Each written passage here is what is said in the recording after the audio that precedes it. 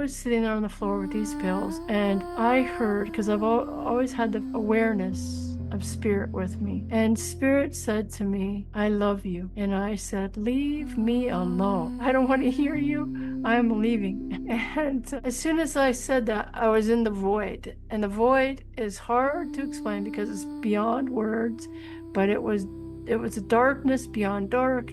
It was silent and still and peaceful and loving, but there was nothing. It's like being in pre-creation, before anything was ever formed. And I was in this space. I was aware, but I was aware of nothing, which is hard to describe. And I realized, oh, I want to be a part of creation. Welcome, Tammy. Thank you so much for joining us today on Life, Death, and Beyond podcast. Thank you for inviting me, Laura. You're welcome. Can you take us back through a little bit about your background, and then also you had a couple of near-death experiences. So if you would take us through those as well. Okay. So my first two near-death experiences were before I was 1 year old. In fact, I was stillborn. And so I wasn't breathing. They told my mom after 38 hours of labor, they said to her, sorry, it didn't make it. And so they whisked me off to another room, and somehow they got me going. And so she did make it. And I do have memories of this experience. In fact, I have memories before while I was in the womb. So, but I didn't remember these memories until I was 17 years old, and I'll tell you more about that in a minute. Okay. But and people ask me, how in the world can you remember that far back? Because none of us remember our childhoods that far back. And I can only tell you that I it's because I believe that memory is not just in the brain, and memory is in the field. And somehow, through a healing, I tapped into that, and I tapped into all the emotions, that experience of leaving my body as a baby, a newborn. And I have very detailed memory of all of it. In fact, I had memory of my grandparents, and my dad and my mom, and all the emotions and the doctors and the nurses. So it's quite extensive, the memory. But I can only say that somehow through the healing, I was tapping into what's in the field of memory. And as far as I understand, everything is recorded. I mean, in a sense, remembered, everything, a smile, the kind gesture, uh, not so kind gestures. It's all in the field. Every sound, every thought is an imprint into the vibration of uh, of the memory of all of it. Mm-hmm. And so the second um, near-death experience, and I'll tell you more details about this in a minute, but the second near-death experience was when I was about 6 months old. I think I was just under 6 months, around 5 months. And I had to have a surgery on my head because the fontanelles, the soft spot in a baby's head, well, those closed. And so my head couldn't grow. And so I was in a lot of pain. And if they hadn't done the surgery, um, I would have died. So my parents agreed to the surgery, and it was quite extensive. And I remember all of it. In fact, the first time they attempted the surgery, I died on them because of the anesthesia. It's a precarious thing to give anesthesia to a preemie, and I was preemie. I only weighed 3 pounds when I was born. No, 4 pounds when I was born, and went down to 3 pounds, so I lost weight. So I was very tiny. I could fit in a shoebox, and so very, very tiny. And even at 5 months, I was tiny, and to give anesthesia to a baby, that's very risky. And so I did die then again, and I remember the details of that. And so let me see how I should go about this. If I should tell you how I remember these, I'll just go back and tell you what it was like first, and then tell you how I remembered these. Okay. The first experience, I remember being in utero with and as my mom, and I remember shame. I remember secrets. And at that time, when somebody was conceived in the 60s before they were married, it was a shameful thing. And my mom had a lot of shame because I was conceived uh, by my father. They've been married 65 years. My dad did marry my mom, and they've been married, well, yeah, about 65 years now. They just had an anniversary. Well, And so, but at that time, she didn't want to, offend her father. And my mom never told me any of this. This was all I told her. And she, I just felt the fear and the shame of, having to hide it that she was pregnant. And then my parents, didn't tell anybody. They got married real quick. And then I was born premature, which messed up their secret. And so I felt all that. And when I went out of my body the first time, uh, I remember everything. I remember the birth process. I remember not being able to breathe. The cord was wrapped around my neck several times, and I just couldn't breathe. And I was flat as a pancake when I came out and blue. well, So it's amazing that they got me going again. But I felt the emotions of the doctors and nurses working hard to get me back, if they could, and they did. And I remember just being in peace. I remember being in the light. I remember being surrounded by loving, loving beings. And this is just hard to put into words, but I guess I could explain it with just being feeling like I was the light is not surrounding you, it's part of you. It's like all encompassing light and love, and it's just love, unconditional love, and it's like home, real home. And it's more real than this experience. It's kind of like waking up from a dream, but a million times even more than that. It's beyond description. And I felt safe, and I felt home, and I was not happy to be brought back in a body. I remember that. And so the second one, when they did the anesthesia, um, I just went out. It was quite easy. And I remember being around beings of light that were familiar. I knew them. And I believe it was my relatives, my probably my there was a lady there, and I feel like she was my great grandmother, but I never knew her, so I can't say for sure. But uh, I just felt like I was surrounded by people I always knew, and I felt held and safe.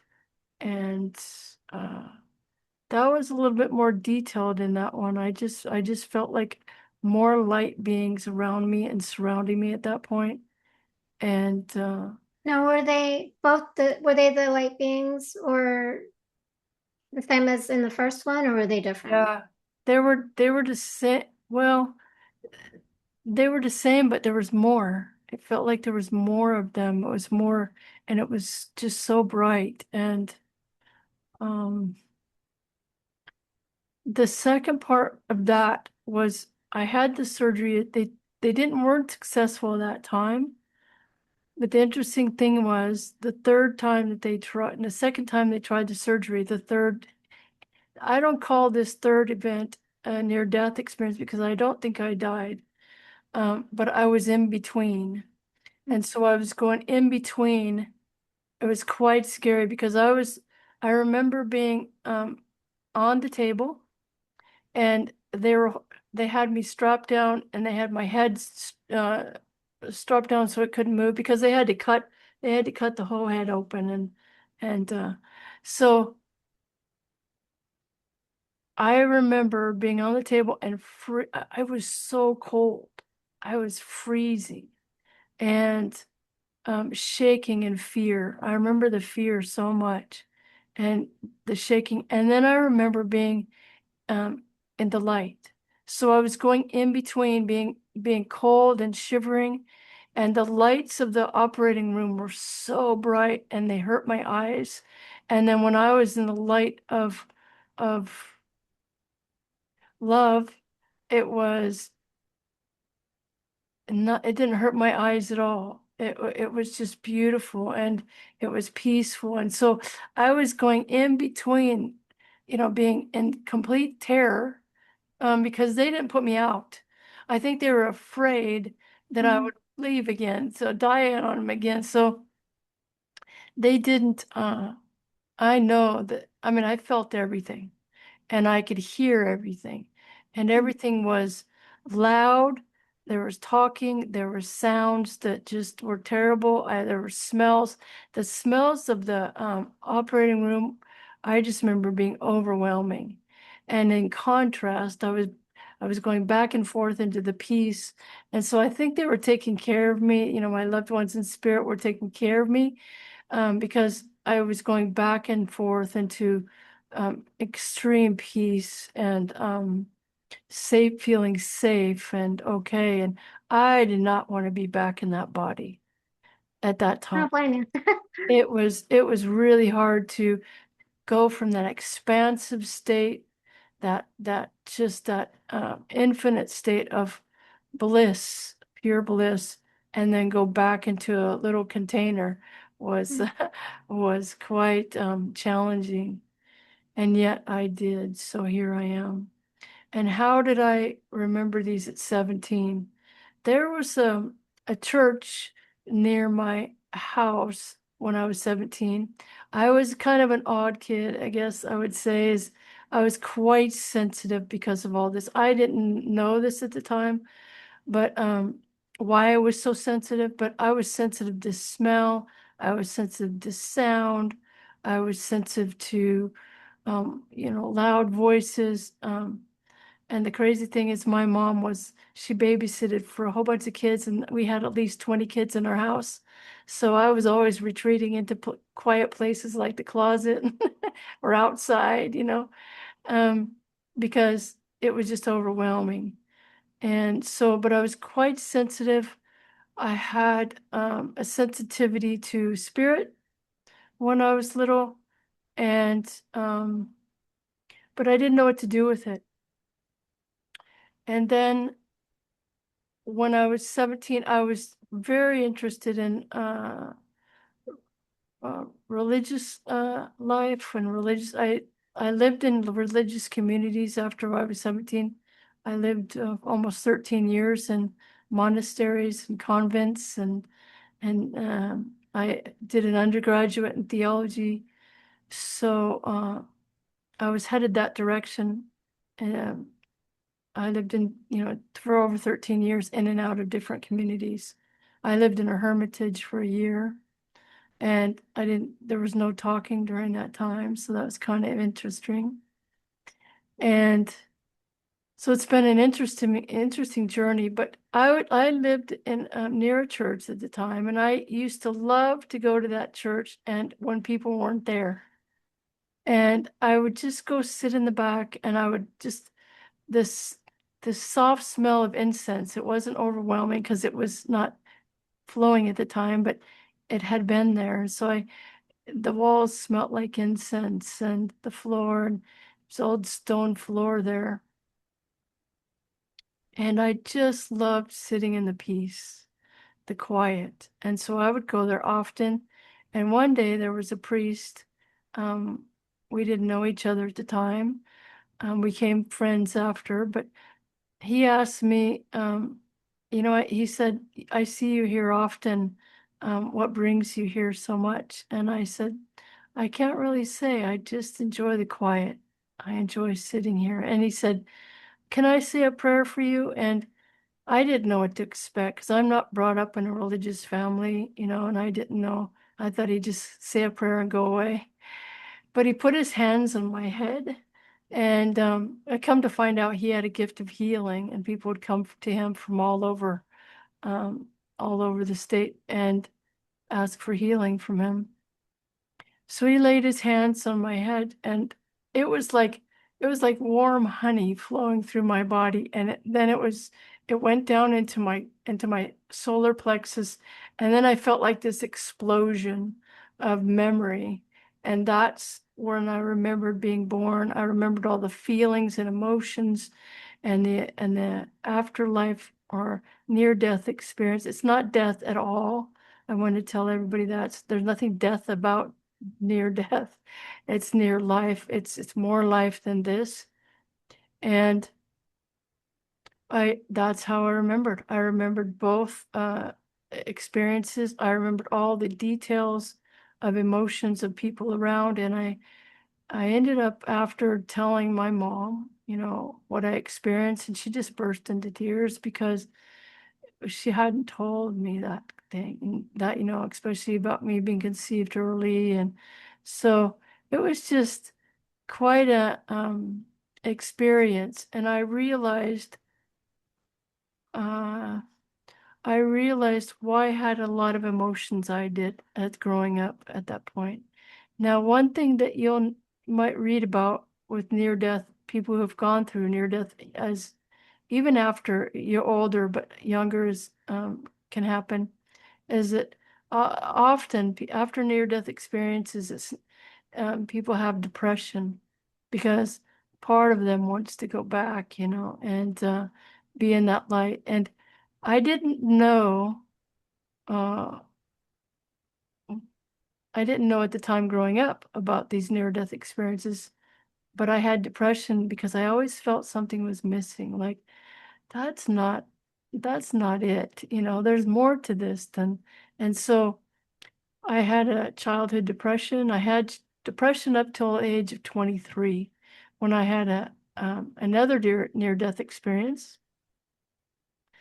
And I also had an experience after that, which I'll share because I think sometimes I didn't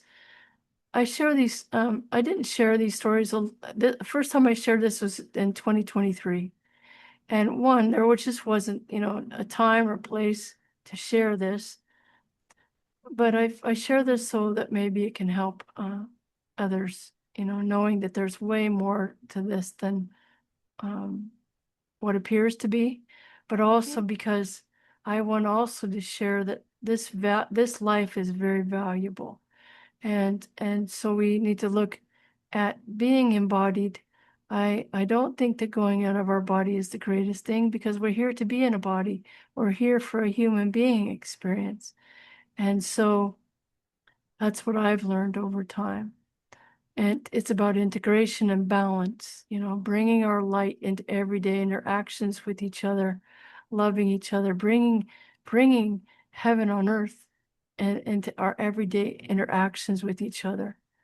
And so the third near-death experience was when I was 23, right before my brother was killed in an accident.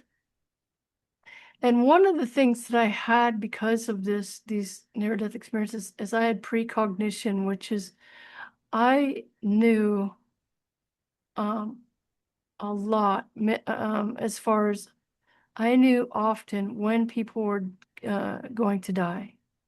I could even go in a grocery store and feel people walk by me, and I feel that they were going away. And I felt this with my grandfather. I felt this with my brother several months before he passed. And I have to say, I did never appreciate it because I couldn't change it. And it made it difficult to know that. And so I never thought of it as a gift. I thought of it more as a burden to know.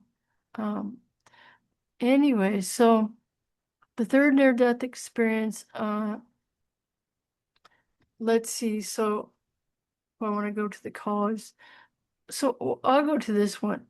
So I was hiking in the mountains, and I just like to be alone, hiking, and I would do this often. I would go into the mountains and just pray. And sometimes I'd be gone for a few days, sometimes, a week. This time I'd be gone for almost a week, and I was fasting the whole time. And it was really hot, and I overdid it. And I have a tendency to do that. And less now in my older age, but in my younger age, everything I did 150%. And so uh, I overdid it, and I got dehydrated. I passed out, and then I just went out of my body. And so I went into a tunnel of light, and the first person, I was like in a river of souls, and all souls were different colors. So it was like more colors than you can ever imagine. And all these souls were going towards the light. And in front of me was my grandfather, and I saw his back, and I just said, "Papa." And he turned around, and it was just like so amazing. And it's more than telepathic communication. It's a soul to soul communication where there's a blending. And so I loved my grandfather, and he had passed probably about a year before. I can't remember. I'm not good with time. I have to tell you, I'm not good with time at all. And I don't know if that's because I'm out there in the timeless space a lot, but time is not something I do well. Anyway, so it was such a beautiful experience with my grandfather. It was just like this blending of love, overwhelming love. And it was so good to see him. And then I said to him, I said, "Well, have you met Jesus? Because I would like to know the real deal, because that you hear all these stories." And I said, "Have you met him? Are the stories true?" Or kind of like, I was curious. And as soon as I said that, I was looking into the face of Jesus. And it was beyond anything you can imagine. It was love, just filling me with love and unconditional love. And I was just so filled with this love. It's indescribable. It really is. I wish I could describe it better, but it was beautiful. It was, and I understood a lot of things about him that I don't share, because it can, but little by little I share little pieces, but I don't share all of it because it's just it's incredible, and I don't have words for all of it. And everybody has their own path. And, you know, I have friends that are conservative Christians, and I feel like that's their path. And I have other friends that are, Buddhist and Hindu. I have all kinds of friends of different faiths, and there's no right one or no wrong one. They're all, if it's about love, then you're headed in the right direction. If it's about loving kindness, then you're headed in the right direction. You're living the essence of love, and that's what it's all about. We are love. We are the essence of love. And so I don't share too much about that experience, but I can say that that was just incredible. I was just flooded, bliss beyond bliss. And I remember as I was going into that bliss of just disappearing, I wanted to disappear in his love. And then I was drawn to the side because I was going, and I was drawn to the side. And I've always called this being a being of light, a beautiful being. I can't say whether it was male or female, but just a beautiful being of light. And I've come to feel over time that that being of light was me. It was an aspect of my soul. And I I started asking questions like, well, why is this? And why do people suffer? And why is there, trauma in this world? And why do babies, die? And just all the questions. I didn't know I had it, so many questions. And they just kept flying out. And I was using my words, and then I realized all I had to do is think it. I think, and then all of a sudden the information was coming.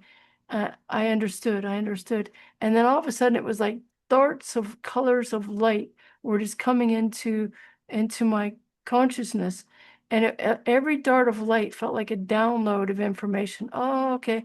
And I understood. And it was just like, it was bliss. It was ecstasy. It was just like this understanding, this knowing, this, oh, okay, it makes sense. It's perfect in every way. And on a human level, it's not perfect, but on a soul level, this is all perfect in every way. And and so that just took me into a state of ecstasy and I don't remember anybody asking me to come back. I just was all of a sudden I was whisked back in my body and it was horrible. I thought I never wanted to do that again because uh, it was heavy, it was dense, because I was in expanded state, infinitely expanded state. And then I was just a whoo, and I was back. It was heavy. It felt like molasses. It felt slow, like you're playing a record on a slow motion. And it felt dense. It felt slow, and it felt just painful. My body hurt. And I laid there for hours until it was almost dark, and uh, it, I guess what happened was my body started to cool off. And so I recovered slowly and painfully, and I got myself down that mountain. And that had a big effect on the direction of my life. I did go and seek that connection on a deeper level. As I said, I spent many years in religious life, in prayer and service. I've served with the homeless. I've counseled battered women. My whole life has been directed towards serving others, uh, whether it be in, on the streets with the homeless or in the soup kitchen or, um, and so I want to talk about the next thing that's quite an experience as well. I've had mystical experiences, and I don't like to call I should call them mystical. They're just otherworldly experiences through my life. I don't claim to be a mystic. I don't claim to be a holy person. I don't claim to be nothing. I don't identify with any of it. I'm just Tammy that's had some beautiful experiences that have shaped my life and that helped me be even more of service in this life. And so the next experience was right after my brother was killed. I had precognition of that. It was really hard, and I do talk about that in other podcasts. I won't talk about it today, but it was quite surreal to know as he was walking away that I wouldn't see him again. And anyway, so the next experience I'll share is when I was at college, university right after I was at university right after this happened, my brother's death, and I was very depressed. I thought, there's things I could have done. I could have stopped it. I couldn't have stopped it. But my emotional self said, you could have said this or that. Maybe it would have changed something. I was just incredibly depressed, more depressed than I'd ever been. And I decided this world was too hard and I wanted to quit. I wanted out. And so I had a bottle of pills. I was sitting in my dorm floor in my room, and I had intended to end this life. And I tell this for a reason. So those people who are thinking about such a thing, it would be a real shame if that would have happened, because so much life and so much love and so much experience has happened since then. And it would have been quite a shame, because a lot of things have happened, and a lot of growing and a lot of loving communications with people and friendships. And so, but I was sitting there on the floor with these pills, and I heard, because I've always had the awareness of spirit with me. And spirit said to me, I love you. And I said, leave me alone. I don't want to hear you. I'm leaving. And as soon as I said that, I was in the void. And the void is hard to explain because it's beyond words, but it was a darkness beyond dark. It was silent and still and peaceful and loving, but there was nothing. It's like being in pre-creation before anything was ever formed. And I was in this space. I was aware, but I was aware of nothing, which is hard to describe. Um, and I realized, oh, I want to be a part of creation. I want to create. I want to be in the mess. And as soon as I thought that, I was back. So the amount of time was eternal. I felt like it was an eternal experience, and no time at all. So it's hard to explain that, but it was like eternal amount of time and then no time. And I was back. As soon as I said, I want to be part of the creation, I want to be, that's what I want to be. I want to be in the mess. I want to be here. And that was probably a, that was a big turning point. And I ended up, uh, on the floor again. Uh, and I heard spirit say to me, will you stay for love? And I thought, how in the world can I answer no to such a question? And so all those people that are suffering from depression right now, sometimes it's hard even to stay. I stayed for many years for my family. I didn't never wanted to hurt my family. I wanted to stay for them. And at a certain point, it got too hard even for that. And that day, it was too hard to stay for anybody. I was in so much pain. But when the spirit said, will you stay for love? That changed everything. And I thought, how can I say no to such a question? So I asked that of those people who are considering suicide now, I ask you, will you stay for love? Because spirit is asking you that question today. And it would have truly been a shame if my life had ended then, because it's been a beautiful life. I do write about this. If anybody is interested in reading about it, it's been a beautiful life. And I'm glad I stayed. And there's a lot of people that are glad I stayed. And so Beautiful. those are the major experiences I've had, many experiences throughout my life.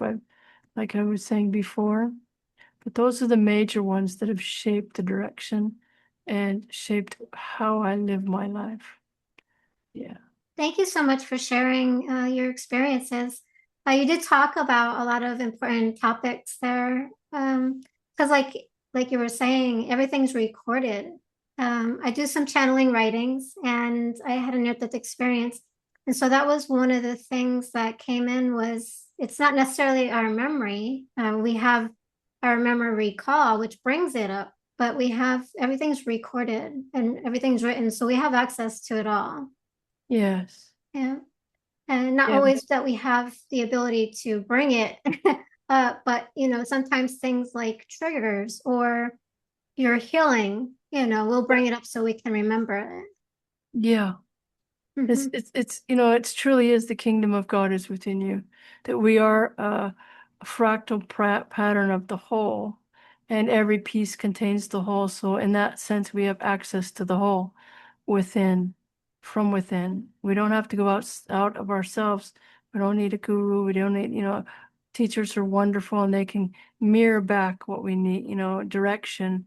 And if they're empowering, that's beautiful, because it should turn you back into the silence and the stillness and the the kingdom within you, Hmm. and all information is there, um, and it arises from within. And so I believe it's because we are a holographic fractal pattern of experience. I do know that from what I understand, all of our soul is not present here. It is present here, but this all of our soul, that what we're there's an aspect of my soul that's here, but um, a greater aspect of my soul is in um, not any human being experience. So everything is an energy, correct? And then um, everything that is energy, there's different vibrations within the field. Mass has a different, a cup has different density than, a cloud, and everything has different densities of vibrational experience, or projection into the field. And when we move into the etheric field aspect of us, um, it's just a shift in vibration. Uh, and so our soul is there is no here or there, it's all here, if that makes sense. Hmm. And Yep. we can access all of it anytime. We just have to sink into that space in between, sink into that peace and that center that's found within. And there's many practices you can do that with, many breathing, many meditation practices, but it's going into the stillness within. And the stillness is not intellectual. It's a centering into your heart, centering into love. And it's a breathing into that, you know. I am the presence of love, breathing in and breathing out, and sinking into that aspect of you. But yeah, we have access to all of it because we are all of it. We are the light. We're an aspect of the divine one I am. We're a ray of light, of God. So, or consciousness, whatever you want to call this light, when we name it, um, we've already decreased it because this has no form. Love has no form. It's expansive, it's eternal. So, Yeah. anyway, Yeah. any other questions? And speaking of love, I was like, oh my God, I love that question. Will you stay for love? Mm-hmm. And near-death experiencers, we experience the love on the other side, and a lot of us don't want to come back. Yeah, no. And yeah, it's one of the channel ratings that I got was it's all for love. It's all so when you said that, that was like that reminded me immediately of like we Yeah, come here, we choose to come here for yeah, love, out of yeah. love. And for them to ask you that, that's really amazing. Yeah. And we choose to come here also for the contrast, Hmm. the contrast that, because love would not have the compassion, the depth, if we hadn't gone through these experiences. You just think on some of the hardest times in your life, and, when you're in it, it really sucked. It wasn't good. But when you got through it, it probably brought you more depth and more understanding, and more compassion, uh, than anything in your life. And so I've had, challenging experiences in my life, but I wouldn't change one of them because it's made me who I am. Yeah, I always thought I never wanted to meet somebody that didn't come from some dysfunction in their family because they'd have this much compassion. They wouldn't be able to relate to anybody, And so the contrast is what gives us uh, a depth to our love. Can you even love this? You know, can you forgive this? How would you know what forgiveness is all about if you hadn't had something to forgive? So this is a very valuable experience, important experience, and we're not just doing it for ourselves, we're doing it for the whole. and it's perfectly imperfect. On a human level, no, it doesn't make sense that people suffer. And, if it's our work, then we get in the mess and we try to relieve that suffering. But on a soul point of view, this is a polishing, it's a depth, it's a growing, a depth into love. And so we're like the edges of love for the whole. And so these experiences of human being experience are very valuable to the one, uh, to all that is. Yeah. Yeah. Yeah, that's why I like talking and letting people share their stories on the channel because there's a lot of tidbits, a lot of information, a lot of knowledge that comes from our experiences, and we can share with others, to help them along Yeah. the journey. Yeah. Yeah.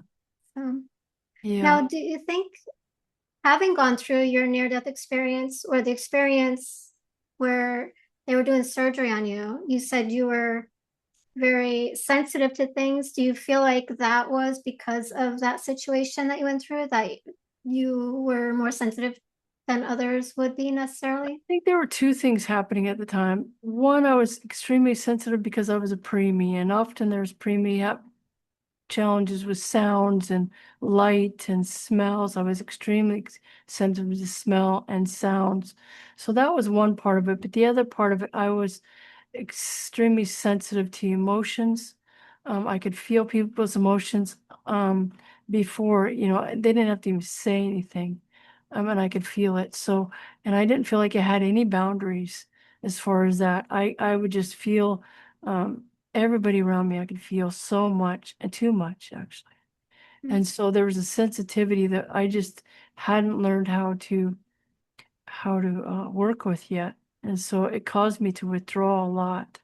And so I would withdraw a lot as a kid. Yeah.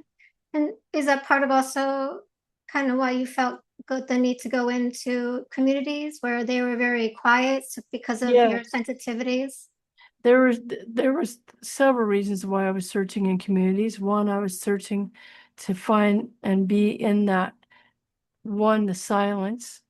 One, having a community with common vision of service and of prayer. I loved the quiet. I loved that, and I also loved the prayers, the group prayers, the chants. One of the places I went, they did Gregorian chant, which was so beautiful. Uh, the one thing I couldn't do, I could do. Um, there are three vows: poverty, chastity, and obedience. I could do the poverty and I could do the chastity, but the obedience was I couldn't do. I could never make that vow because I never took the vow because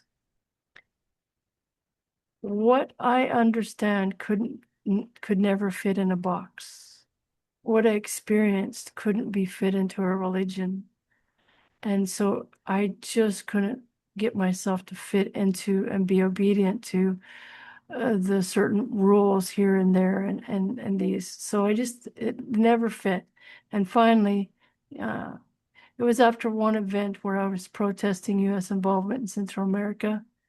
And I was quite idealistic and thought, if you believe in it, you should put yourself on the line. And so I had friends killed in Central America. It was in the 80s. Um, and I realized as I was watching one of the religious sisters get arrested at a peaceful, nonviolent protest, she was very angry. And I saw the anger in her eyes. And I thought, oh, this is supposed to be a nonviolent protest. Why are you giving him such a hard time? The officer. And and I was thinking that to myself, and then I said to myself, what are you angry about that you're protesting that has nothing to do with this protest? And I said, oh, I'm angry at my father, very angry at my father. I'd been angry here for many years. And so I packed everything up, drove 2,000 miles.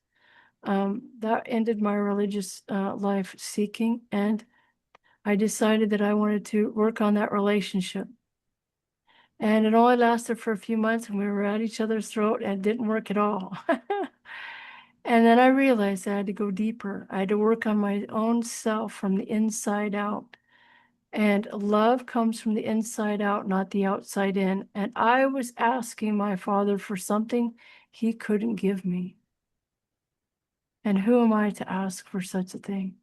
And so I realized that I was asking to be loved in a way that only I could do from the inside out.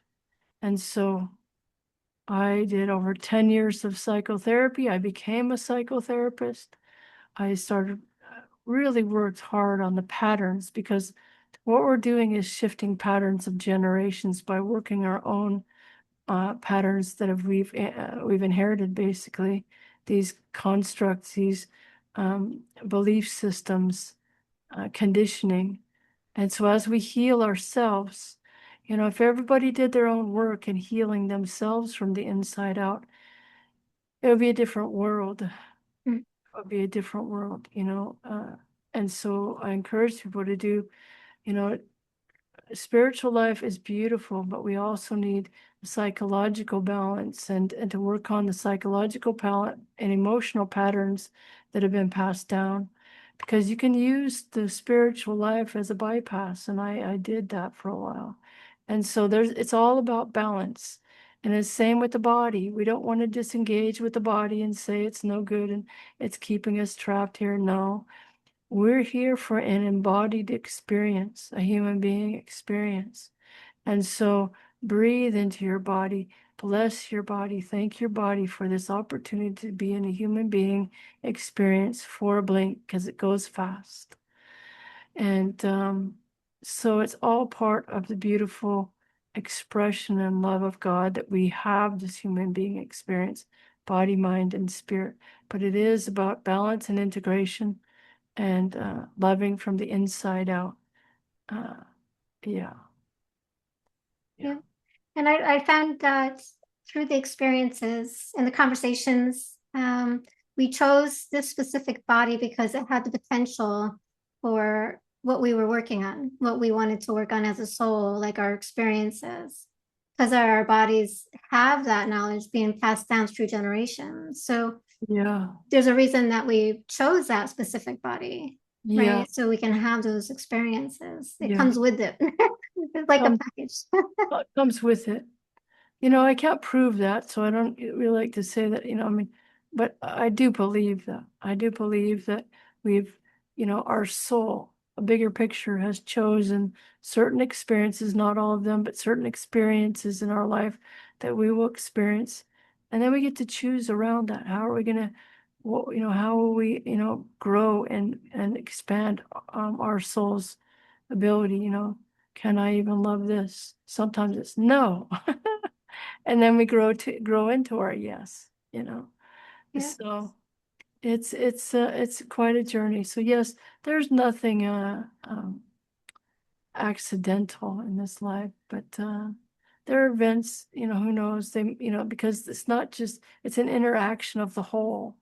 Um, and so there are probably unknowns, but if we go out of time, all of it is all of it is known. you know. So if we step out of time, we see it from the beginning to the end of this life. And it's all, in a sense, it's all been done already. And yeah, Yeah. sometimes, It's a beautiful journey. yeah, Now, I kind of look at healing as part of a, per se, in-person life review because we're going through our lives healing, working on stuff, things that we've been through, forgiving, healing. yeah. But also through the near-death experiences, a lot of people go through a life review on that side. Did you get to do that as well, or? A life review? Mm-hmm. I never did have one. Okay. Not in all three. I didn't have a life review. But I do mediumship and I get to speak to people in spirit all the time. And I'm hear from them that they've had them, and it's an amazing experience because you get to see from the heart of the other, and everything is experienced from that person's point of view. And so there are people that come through that are just have apologies because they see it in a whole different way. They got to experience it just like they were talking to themselves or just like they're abusing themselves. And it gives you a whole different perspective. It's not no judgment. It's just an experience of, when we do something unkind to another, we're actually doing it to ourselves. Mm. There is truly only one. There's different faces of God and different expressions of God, but there really is only one. So when we treat another with unkindness, um, we're actually doing that to ourselves. Yep. It's Yep. very true. Now, with coming back into the body, how like was there was an integration process that you went through? Yeah, the integration process has been a lifetime. The integration of how to balance body, mind, and spirit, how to embody love. This has taken a lifetime. I'm still integrating. We're never there. We're always evolving and growing. And even people say, I've had awakening experience or self-realized, chop wood, carry water, they say after. And so you're always growing, you're always growing in depth and awareness. And so I would say the integration is a lifetime, and there's layers and layers of patterns that we continue to grow into love and remember love, because basically we're just remembering what we forgot. Yep. Yeah, and I kind of relate to that because a lot of times it just feels like it's remembering, not necessarily like learning. Um, but there's times where I'm going through like my daily life, and then I'll have this input from like I don't know, it's my spirit guide and my higher self, but I get this aha, and I'm like, oh, okay, so that makes Yeah, sense. Like yeah, it's an ongoing process, you know. So ongoing. it's a beautiful journey. It's an ongoing process, and sometimes there's layers layers to it. You might work on one pattern, and then, a few years, I already worked on it, and it's like, I already thought that I worked it, but it's a different layers, just a different nuance, and you just start unfolding. It's a full unfolding of our soul, um, realizing that we are love, Mhm. remembering we are love, and that the journey is to remember that within our everyday interaction. And we might, not do it perfect. And that's the joy of it. Nobody's asking us to be perfect. Nobody. It's part of the perfection of this earthly life is it that it's imperfect. And so we just, no, like if you're playing an instrument, you get a guitar or piano, you're not going to play it perfectly when you first try it. You're going to fail a lot of times. It's in the failing and the learning, and when you get back up, learning to walk, we fall a lot of times and then we get back up. It's just like that, the unfolding of and the remembering. And so I would say, uh, be kind to yourself. And as you're kind to yourself and gentle and non-judging to yourself, you'll be better at being kind and gentle and not judging towards others. Yeah, it'll be real then. It really has to come from the inside out. And often that depth is come through challenges. Mm-hmm. Hmm. Yeah, that's for sure. Yeah. Yeah. Uh, Now, having had your experiences, has your view of source or God or however you want like to term it, has it changed over time? Yes,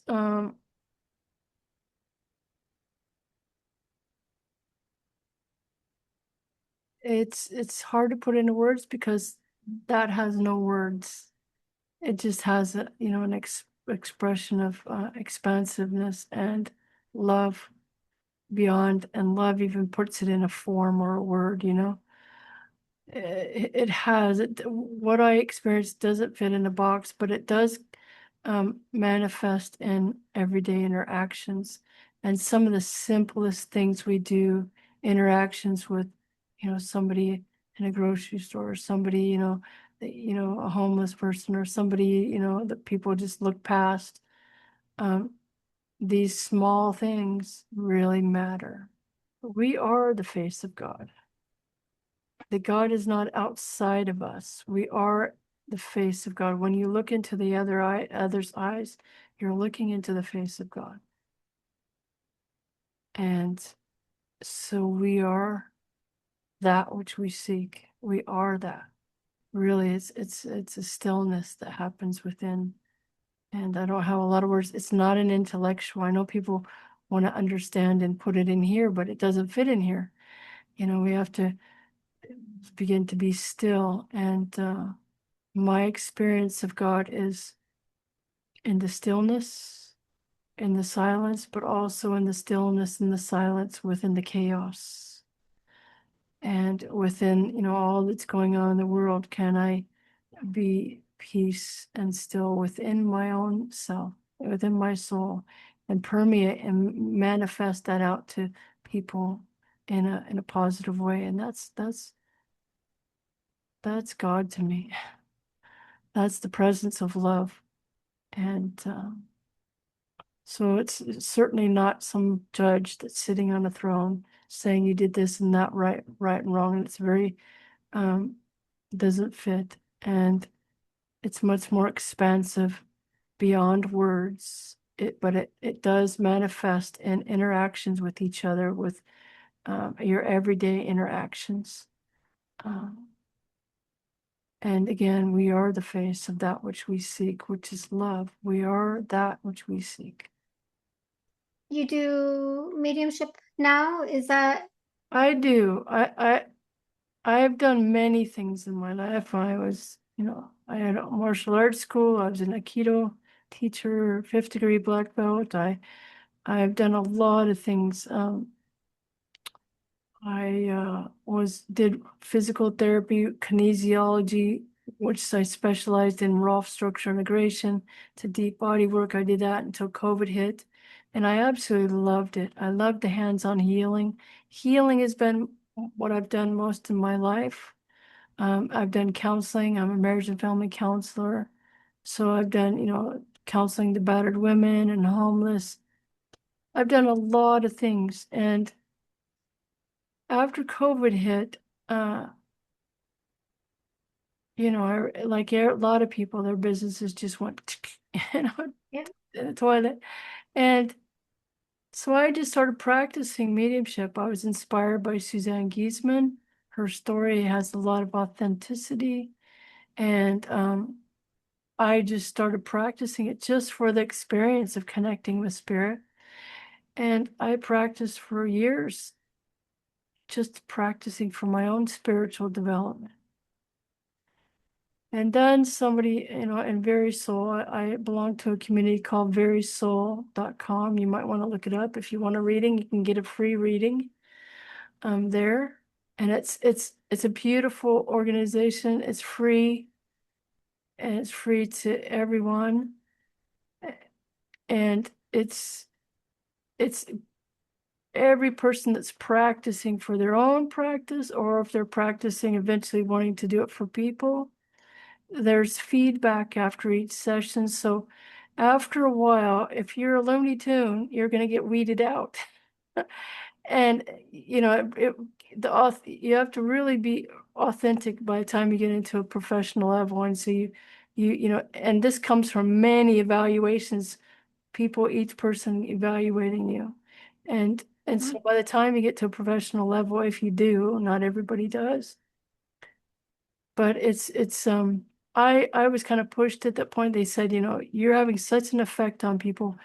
You need to do this for real. I mean, you need to start doing readings for healing and for people. And so I do. I I have to say that I don't identify with anything I do, whether it be a martial arts instructor, a counselor, making pizza. I was a pizza maker when I was 16 years old. Uh, I loved that. I don't identify with any of it. I have the opportunity and I love it. But if it ended tomorrow, I mean, it wouldn't be the end of the world. I absolutely love what I'm doing in mediumship because it coalesces, it brings together everything I've done in my life. You know, it brings together the martial arts in the sense that I'm blending with energy, not forcing it. I have to be very empty. And in martial arts, we call this no mind. So as a medium, you have to be out of your mind. You have to be empty and let it come through. You can't try. And I also believe that the mediums are not special. Uh, they're only people who are practicing listening and not going into, oh, that's my imagination. Again, we're all spirit. We can all connect to spirit. Some are better than the others, you know, just like some better at playing the piano than others. Um, at this point, it's brought together so many aspects. It's brought the counseling, it's brought the martial arts sense, it's brought the grief counseling because I did grief counseling. I've worked at a hospital chaplain for a while, and so it's brought everything together. It's brought my religious background uh, together. So it really is kind of like I believe it will be my last profession in this life, but who knows? I am being asked to speak more for people, you know, in organizations, and that's not something I had planned on. But I'm being asked to talk to groups and more, and I'm usually just a one-on-one person. I enjoy that most. But I am finding that answering, you know, questions and sitting in groups is quite pleasant. But again, I don't identify with any of it. I enjoy it. Um, but you know, yeah, that's what I can say about that. So I do healing. I offer healing because that's something I really enjoy. I offer mediumship and then I offer mentoring. So mentoring is just basically what's going on in your life that you want to talk about, either spiritual life, emotional stuff. And so I'm just there to be a guide in a sense. But and somebody that's walked the walk. I don't believe that a mentor should be mentoring if they haven't had the authenticity and the guts to walk. I was in graduate school counseling once, and we were doing labs where you have to practice, you know, being a client and a patient.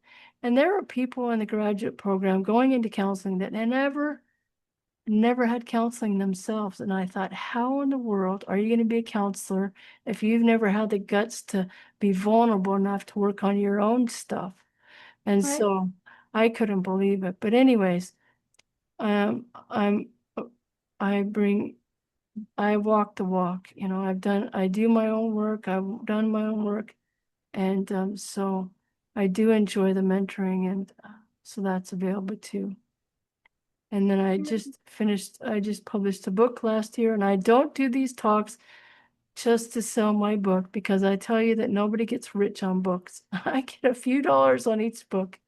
But this book, it's called Into Love, and it was written with love. And it's a story, 30 different stories.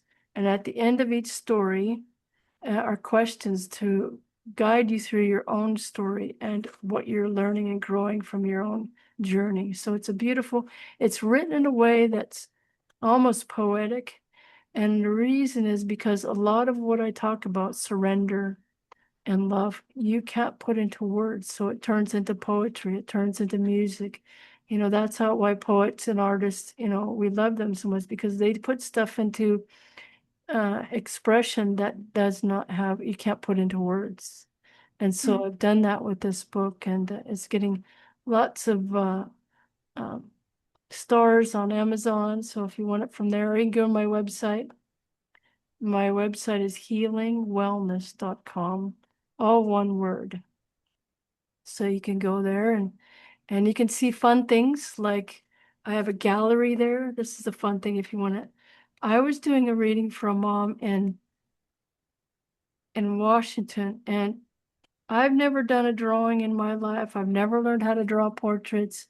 And I was just scribbling with my pencil on a paper while I was doing this reading because I was trying to get out of my mind. I was busying myself with just doodling. But I've never taken a drawing class. I've never learned how to draw portraits well. At a certain point, this young man came in. His name's John, Jon, and he said, turn the paper over and start again and let go. And I said, oh, okay. So I turned the paper over, I started again, and this beautiful portrait came out.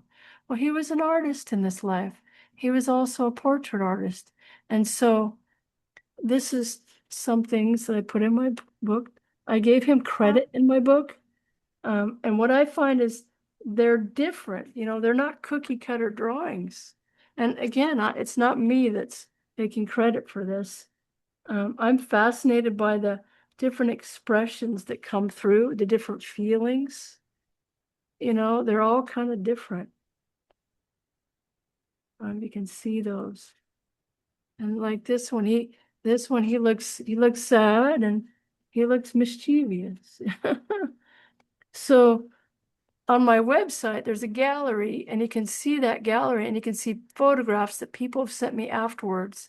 Now, I don't always get drawings. I get them 60 to 70% of the time. And just like anything else, I can't promise anything in the readings. It's like I'm just empty and letting what comes through.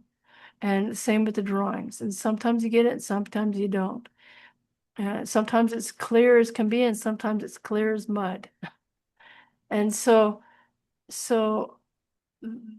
the pictures on my gallery are people have sent them afterwards. Pictures just say, look at this, how close it was. I don't see them before. And there's one where a guy has a hat on. I thought it was a surgeon's hat, but it was actually a religious hat that the daughter gave to the dad. And so I'm fascinated by all of this. And that's why I'm quite curious. I love to learn, and I'm incredibly fascinated by our ability to expand our awareness, expand our consciousness, expand our love, and bring it into everyday communications. I know that we can communicate soul to soul with our loved ones, but I love the healing as well. That's one of my favorite things to share because I was able to heal my spine. I was told I'd be a quadriplegic after a car accident in 2019 if I didn't get a surgery. And by the time I got back to the surgeon, he came back out looking at the MRI, and he said, he was shaking his head, in 30 some years, I've never seen anything like this. And he said, how did you do this? I've never seen this heal without surgery. And I said, I'm just using the light. And I'm not special. I want to tell you that. Everybody, I'm not special. You have healing ability, and we can heal ourselves from the inside out. And there's lots of people that have done this, and we can do this. So I love teaching people. And it's true, where there's two or three are gathered, the energy's increased. So I add my love and prayer as we're doing healing together, but the true healer is you. It's the light within you. You shared a lot of good knowledge and information, so thank you. Thank you very much. It's my honor. You're welcome.